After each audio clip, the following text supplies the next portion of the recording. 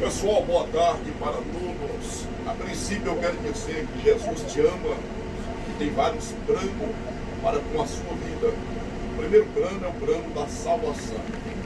E eu gostaria de introduzir uma pequena reflexão da palavra de Deus que se encontra no livro de Apocalipse, capítulo 20, a partir do versículo 11, onde está escrito: e vi um grande trono branco, e o que estava sentado sobre ele, de cuja presença fugiu a terra e o céu, e não achou lugar para eles. E vi os mortos, grandes e pequenos, que estavam diante do trono, e abriram-se os livros, e abriu-se outro livro, que é o da vida. E os mortos foram julgados pelas coisas que estavam escritas nos livros, segundo as suas obras. E deu o mar os mortos que nele havia. A morte e o inferno dera os mortos que nele havia. E foram julgados cada um segundo as suas obras. E a morte e o inferno foram lançados no lago de fogo. Esta é a segunda morte. E aquele que não foi achado escrito no livro da vida foi lançado no lago de fogo. Em concordância com esta descrição que se encontra em apreço, haja vista que o apóstolo João, ele apresenta verdade absoluta em relação ao grande dia, que será chamado o juízo final. E naquele grande dia não haverá advogado, não haverá misericórdia, não haverá audiência de custódia, será definitivo, será condenatório. Hoje Jesus está como advogado por excelência. A Bíblia vai dizer lá em Hebreus capítulo 9 e o versículo 27, que após a morte segue-se ao juízo. Dentro de um contexto bíblico existem três tipos de morte: a morte física, a morte espiritual e a morte eterna.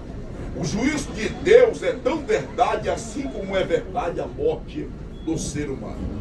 Mas a Bíblia deixa bem claro em João 3,16 que Deus amou o mundo de tal maneira que deu seu Filho unigênito para que todo aquele que nele crê não pereça, mas que tenha vida eterna.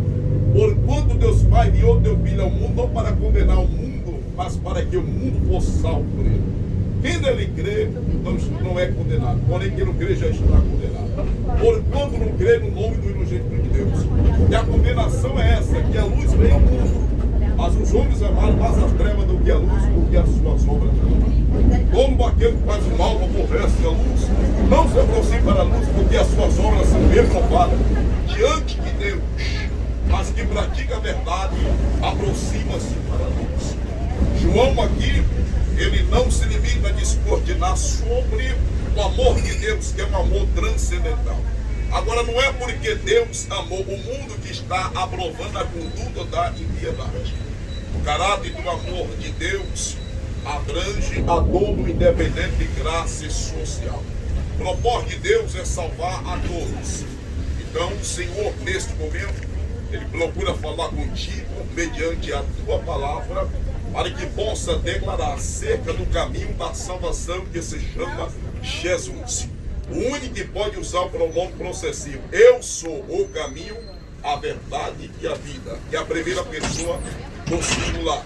Jesus, ele te ama. A pior coisa é quando alguém, na verdade, parte desta vida sem a salvação, está sujeito a enfrentar o grande dia, que será o juízo final. Eu quero lhe declarar em nome de Jesus, aproveita a oportunidade, Jesus está voltando, porque evangelho não é fake news, evangelho não é ditadura, não é comunismo, evangelho não é pressão psicológica, evangelho é poder de Deus para a salvação de todo aquele que crê. Lembra-te de uma coisa, eu estou falando aqui do maior referencial de toda a história, quem? Jesus. Conhecereis a verdade e a verdade vos libertará. Não olhe para o homem não, o homem é falho. Olhe para Jesus, porque só Ele pode salvar. Só Ele possa te livrar do grande dia, que nesse dia não haverá salvação. Eu poderia falar sobre algumas terminologias do inferno. mas a pior dela é a separação eterna diante de Deus. O homem nada trouxe para essa terra e nada leva dela. Entrega a tua vida ao Senhor Jesus. Obrigado pela tua atenção, em nome de Jesus. Fique com esta reflexão da palavra de Deus. Obrigado. Amém. Deus abençoe.